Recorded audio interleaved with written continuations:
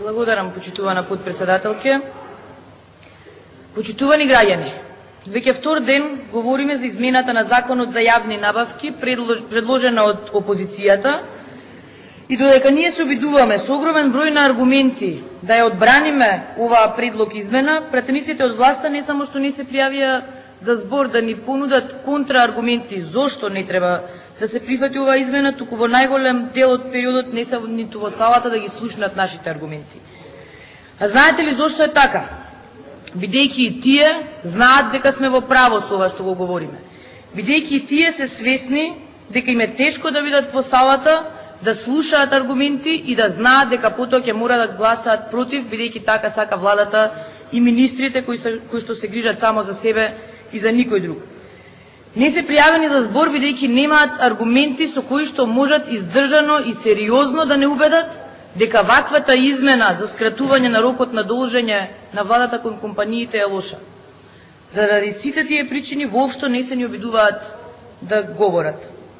На што се однесува предложената измена на Законот за јавни набавки? СДСМ и коалиционите партии предлагаат да се изменат член 26А и 26Б од Законот за јавни набавки, со што ќе се избрише можноста владата да им должи на компаниите во некои случаи повеќе од година дена. Или во членот 26А, став 3 по зборовите развојниот дел од буџетот се додаваат зборовите само доколку претходно обезбеди банкарска гаранција од Македонската банка за поддршка на развојот и доколку рок на промена на динамиката на реализацијата или плаќањето на обврските не е подолг од 6 месеци. И измената на член 26 во кој што се додаваат зборовите само доколку претходно обезбеди банкарска гаранција од Македонската банка за поддршка на развојот и доколку рокот на промена на динамиката на реализацијата и или плаќање на обврските не е подолг од 6 месеци и при тоа зборовите за продолжување на рокот за следната година или повеќе да се избришат. Или со други зборови, ние бараме владата да не може, како што претходно се изгласа со измената, да должи на компаниите повеќе од една или повеќе години. При тоа говориме за влада која што ги спроведува останатите закони, според кои што компаниите мора да дадат плата на вработените најдоцна до 15 во месецот или да платат огромни казни.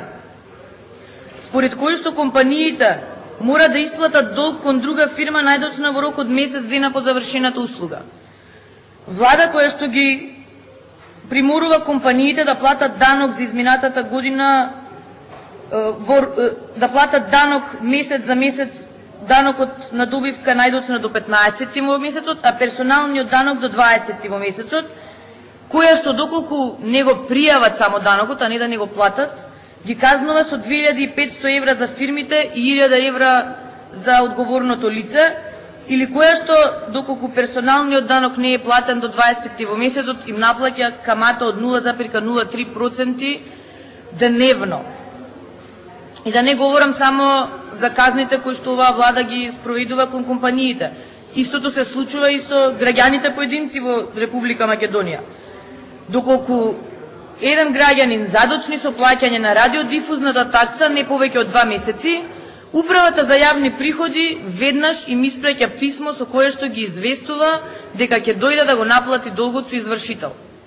Замислете, оваа влада која што за себе вели може да ме чекате и година дена за да ви платам, на граѓаните доколку не платат 380 денари за 2 месеци радиодифузна такса, им вели дека ќе треба потоа да платат извршител кој што чини минимум 7000 денари. Истата, значи, таа влада која што ги наплаќа сите овие средства од граѓаните и од компаниите, за себе вели дека може да има рок од една или повеќе години да доцни со исплата на долговите и на обврските кои што ги има према компаниите. И тоа, пазете, горната граница не ја наведува. Горната граница може да биде 2, 3, 5, 15 или 50 години.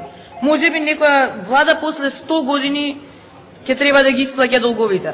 Горна граница не ставиле, напишале само една или повеќе години. И се разбира, тоа им одговара кога се однесува на тоа кога тие ќе ги исплаќаат долговите. Не ни помислуваат да направат нешто со роковите на плаќање на даноците, например. Зошто да не може компаниите наместо да имаат конкретен рок кога да го платат данокот, да им ставиме и нив, нека плаќаат во рок од 1 година или повеќе години, ама мора да го плати данокот. Кога е крајниот рок, да не мора да ставиме. Заради тоа, ние очекуваме ваквиот закон, почитувани колеги пратеници од владачкото мнозинство, да го поддржите. Заради тоа што вие сте првите кои што бараат граѓаните на Република Македонија и фирмите да ги почитуваат овие законски норми. Заради тоа нема причина зошто владата да биде различна. За жал, на вашава економска влада, која што не успеа ништо да направи во економијата, апсолутно не е гајле што на ваквиот начин го загрозува обстанокот на голем број на компании во Република Македонија.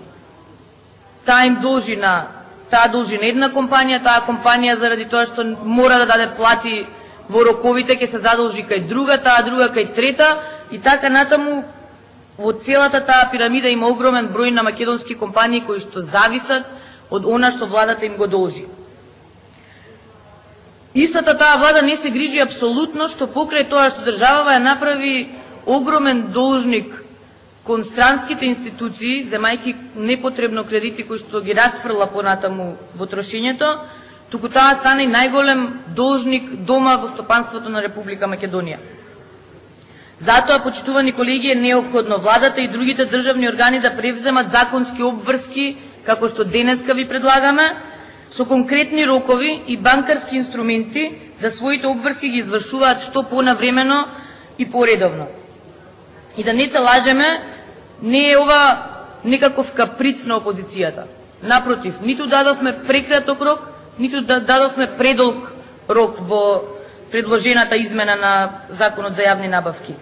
Можеше да ставиме комотно рок од месец дена за исплаќање на долговите, но свесни сме дека вашава влада ја доведе државата во толку катастрофална состојба што еден месец е премногу краток рок за да имаат пари да ги платат долговите. Ниту пак ставивме да е тоа година, 2 или 3, бидејќи на таков начин се прави повторно проблем во функционирањето на компаниите кои што работат и изведуваат работи за владата. Напротив, сметаме дека 6 месеци рок за реализација или плаќање на достојаните обврски од страна на владата на Република Македонија е апсолутно оптимален рок, кој што ниту ќе направи дополнителни проблеми во буџетот на Република Македонија, ниту ќе им предизвика проблеми на компаниите. Жално е што до ден денеска не успеа владата да ни каже колку всушност е конкретната бројка која што ја должи на компаниите во Република Македонија. Но се надевам дека денеска кога ќе се гласа оваа предложена законска измена, дека вие како пратеници ќе најдете сила да ја поддржите и на таков начин да им помогнете на фирмите кои што им даваат парче леп на граѓаните во Република Македонија. Благодарам.